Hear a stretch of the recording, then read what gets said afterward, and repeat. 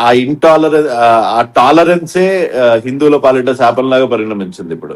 అసలు అన్వేష్ మీకు ఏమనిపిస్తుంది అండి? అంటే ఏం చెప్పాలనుకున్నాడు? పుచ్చకాయని ఎందుకు తెచ్చాడు? దోసకాయని ఎందుకు తెచ్చాడు? దానికి హోల్ ఎందుకు చేశాడు? ఏం చెప్పాడు? ఇప్పుడు మళ్ళీ నా ఉద్దేశం అది కాదంటున్నాడు. He think it is comedy. ఇప్పుడు పుచ్చకాయ నేను నిజంగా మీరు ఏమన్నా అనుకోండి, పుచ్చకాయ కీరా తెచ్చినందుకు నేను సంతోషిస్తున్నాను. ఎందుకంటే వాడు పక్కన ప్రాక్టికల్ గా అమ్మాయిని పెట్టుకొని వాడు వీడియోలు చేసినప్పుడు ఇదే సో కాల్డ్ జనాలు ఎవరెవరైతే కాల్ చేస్తున్నారో మీకు, వీళ్ళు ఎంకరేజ్ చేశారు. ఆ అమ్మాయిని అర్ధనగ్నంగా ఉంటే గానీ వీడికి వ్యూస్ రాని టైంలో వీళ్ళు ఎంకరేజ్ చేశారు. సో ఇప్పుడు మీరు విన్నారా రెండు మాటలు? ద్రౌపది సీతమ్మ వారి గురించి గుడ్డలిప్పుకుని తిరగండి అని మాట్లాడిన మాటలు విన్నారా మీరు? నేను విన్నాను. వాడు నేను అడిగే క్వశ్చన్స్ కి ఆన్సర్ లేక నేను నేను మీ నేను మిమ్మల్ని నమ్మి మోసపోయాను అనుకుంటూ ఏడ్చుకుంటూ పెట్టిన ఆడియోలు ఇవన్నీ బిగ్ టీవీలోనే ప్లే అయ్యాయి, అన్నిట్లోనూ ప్లే అయ్యాయి. సో వాడు ఒక 1 year నుంచి బ్లాక్ చేశాడు. నాకు యూట్యూబ్ లో కానీ లేకపోతే ఇన్స్టాగ్రామ్ లో కానీ వాడి వీడియోస్ పంపిస్తూ ఉంటారు. నేను విన్నా. ఎప్పుడైతే వాడు సీతమ్మ వారి జోలికి, ద్రౌపదమ్మ జోలికి వచ్చాడో, ద్రౌపది మాత జోలికి వచ్చాడో, ఇంకా వాడి పతనం ఇంకా మొదలైపోయింది అని అనుకున్నట్టుగానే కనీసం ఆరంభం అయింది.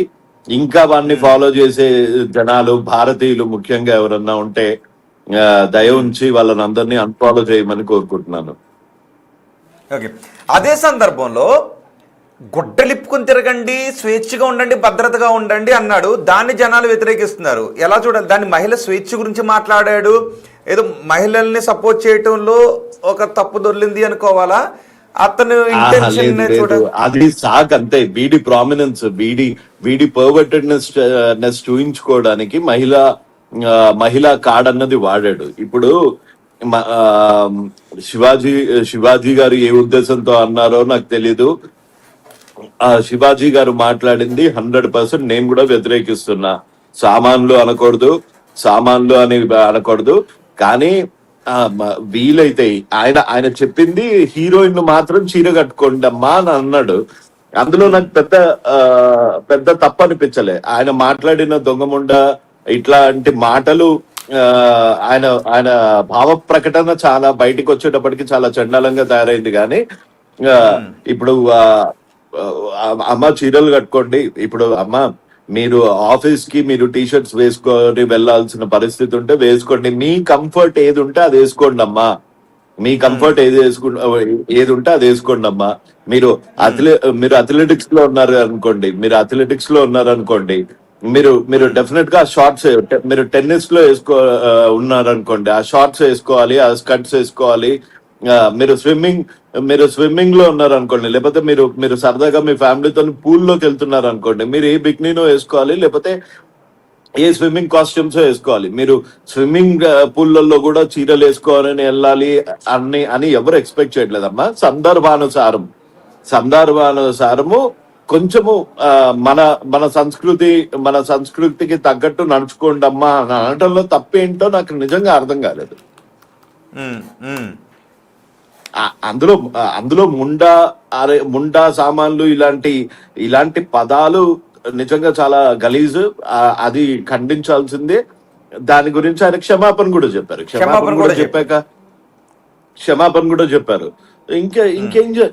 ఇంకేం చేస్తారు ఎవరన్నా? క్షమాపణ చెప్పిన తర్వాత అప్పుడు ఆ క్షమాపణ అయిపోయింది, మహిళా కమిషన్ ముందు వెళ్ళి విచారణ అయిపోయింది. అప్పుడు వచ్చి ఆ అన్వేష్ చూసి ఇలాంటి వీడియో చేసి సీతమ్మ వారి గురించి దిస్ ఈస్ నాట్ న్యూస్. నేను 1 year పోరాటం చేశాక కేసులు పెట్టించుకున్నాక, పిఐఎల్స్ వేశాక, పబ్లిక్ ఇంట్రెస్ట్ లిటిగేషన్స్ వేశాక, ఆల్మోస్ట్ జైలు వరకు వెళ్ళేసి వచ్చాక అప్పుడు వీడు సడన్ గా స్టార్ట్ చేసి ఒక్కొక్కళ్ళ అమ్మలని చార్మినార్ దగ్గర పడుకోబెట్టు, లేకపోతే మీ మదర్ వ్యభిచారి, మీ ఫాదర్ వ్యభిచారి అనుకుంటూ మొదలు పెట్టాడు కదా. సో వీడు మొత్తం అయిపోయాక వాడి పర్సనల్ శవాల మీద వీడియో చేస్తే ఓ ₹2 ఎక్కువ మిగులుతాయి అంటే వాడు శవాల మీద కూడా చేస్తాడు. నేను మీకు కావాలంటే మళ్ళీ ఆడియోస్ పంపిస్తాను, లేకపోతే నా ఇన్స్టాగ్రామ్ అకౌంట్ లో ఉంటాయి. సిగరెట్ తాగుతున్నాడని వాళ్ళ తండ్రిని కొట్టి ఇంట్లో నుంచి పంపించేశాడు. వీడు పెద్ద పెద్ద మాటలు మాట్లాడతాడు. వాళ్ళ వాళ్ళ తమ్ముడు 2,000 అడిగాడని సరుకులకి, బియ్యం సరుకులకి, ఇక్కడ భీముడిపట్నంలో ఉంటారు వాళ్ళు, ఇక్కడే 2,000 అడిగాడని అమ్మ నా బూతులు నా ముందు తిట్టాడు. వాళ్ళ అమ్మని తిడతాడు, వాళ్ళ అమ్మని కొడతాడు, సొంత తల్లి కొడతాడా తల్లిని, సొంత తల్లిని కొడతాడు, సొంత తండ్రిని కొడతాడు, తమ్ముడిని అమ్మ నా బూతులు తిడతాడు. రూపాయి విదల్చరు. మీరు వాళ్ళ వీడు 6 కోట్లు ఉన్నాయన్నారు కదా, వీడి బ్యాంక్ అకౌంట్ లో వీడు చాలా పెద్ద రిచ్ కదా.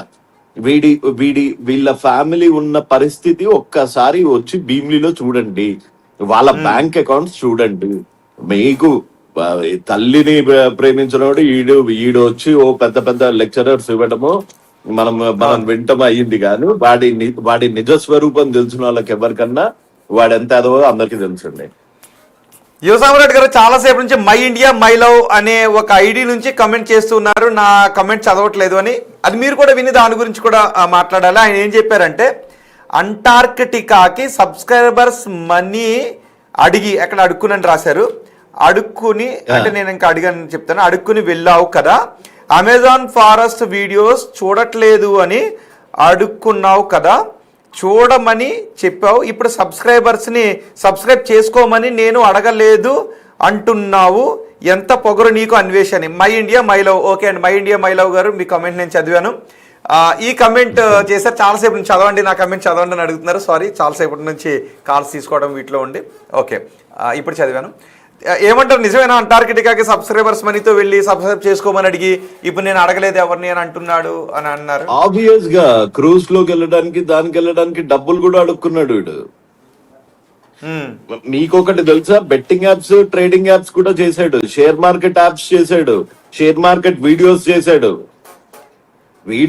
వీడు చేయాల్సిన క్రైమ్స్ అన్ని చేసి పత్తి గింజలాగా యాక్ట్ చేసే అదవీడు.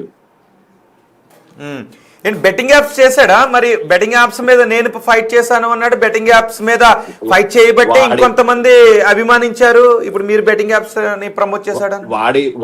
వాడి బొంద ఎప్పుడైతే వాడికి ఇంకొకరికి ఎవరికన్నా పాపులారిటీ వస్తే వాడికి అది భరించలేడన్నమాట. బెట్టింగ్ యాప్స్ మీద ఎప్పుడైతే ఇది ఇష్యూ సజ్జనార్ గారు వారికి వెళ్ళి, సజ్జనార్ గారు పర్సనల్ గా తీసుకొని ఆయన ఎప్పుడైతే కామెంట్స్ చేయడం మొదలు పెట్టారో, ఆయన ఎప్పుడైతే ఆ వీడియోస్ చేసిన వాళ్ళ మీద కేసెస్ ఫైల్ చేయడం మొదలు పెట్టారో, నేను ఎప్పుడైతే పబ్లిక్ ఇంట్రెస్ట్ లిటిగేషన్ వేసానో, మన బిగ్ టీవీలో 2-3 సార్లు డిబేట్ ఎప్పుడైతే అయ్యిందో, అలానే మన టీవీ 9 ప్రతి ఒక్క దాంట్లో ఎప్పుడైతే మీడియా అటెన్షన్ వచ్చిందో, అమ్మో ఈ సబ్జెక్ట్ మీద మాట్లాడితే డెఫినెట్ గా నాకు డబ్బులు వస్తాయి, అవన్నీ మిలియన్స్ లో వెళ్తాయి అని పథకం వేశాడు. అనుకున్నట్టే ఎక్కువగా వచ్చింది. వాడందులో తిట్టాల్సింది ఎవరిని? ప్రభుత్వాలని, లేకపోతే అది అలౌ చేసిన ట్రాయ్ని, లేకపోతే అది అలౌ చేసిన నోడల్ ఆఫీసర్స్ ని, లేకపోతే ఆ నిర్వాహకుల్ని, ఆ బెట్టింగ్ యాప్ ఓనర్స్ ని. దాన్ని ప్రచారం చేసిన వాళ్ళ అమ్మ ఏం చేసింది, వాళ్ళ చెల్లెళ్ళు ఏం చేశారు? కానీ ఇక్కడ ఈ వీడియోలో అన్న తర్వాత నేను క్షమాపణ చెబుతున్నాను అని అన్నాడు. అంటే అది శివాజీ కూడా ఒక మాట జారి యూటర్న్ తీసుకున్నారు, క్షమాపణ చెప్పారు, వదిలేశారు కదా, మరి నేనంటే నన్నెందుకు ఇది చేస్తున్నారు అని అంటున్నాడు. సో పశ్చాత్తాపడుతున్నాడు అనుకోవాలా? తప్పు వేరు, పాపం వేరు. శివాజీ గారు చేసింది తప్పు, అందుకని సారీ చెప్తే సరిపోయిందేమో. వీడు పాపం చేశాడు. రేపొద్దున కసబ్ వచ్చి సారీ చెప్పినా, వీరప్పన్ వచ్చి సారీ చెప్పినా, సద్దాం హుసేన్ వచ్చి సారీ చెప్పినా వింటారా?